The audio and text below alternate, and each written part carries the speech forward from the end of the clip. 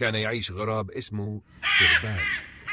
ما كانش سربال يحب الطيران كثير، كان دايم جالس فوق غصن يتأمل ويفكر. وذات صباح وهو يمشي بين الأشجار شاف شيء يلمع تحت شجيرة.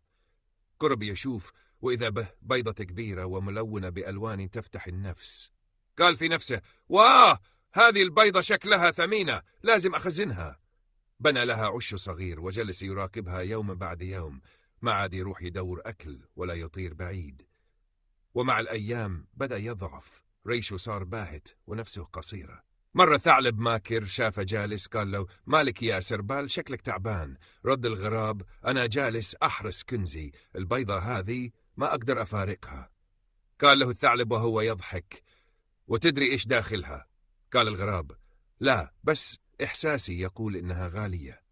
الثعلب ابتسم ومشى، بس لما جاء الليل تسلل وأخذ البيضة وهرب. ثاني يوم صحي الغراب، دور البيضة ما لقاهاش، جلس حزين ودموعه على خده. قال لنفسه: ضيعت وقتي على شيء ما عرفته، ونسيت نفسي، لا أكلت ولا طرت ولا عشت. ومن ذاك اليوم قرر سربال إنه ما يتمسك بشيء ما يعرف قيمته الحقيقية، واهتم بنفسه، وصار كل يوم يطير يدور رزقه. وكل ما شاف شيء يلمع بالطريق يضحك ويقول: مو كل شيء يلمع كنز، أهم شيء تعيش وتكون بخير.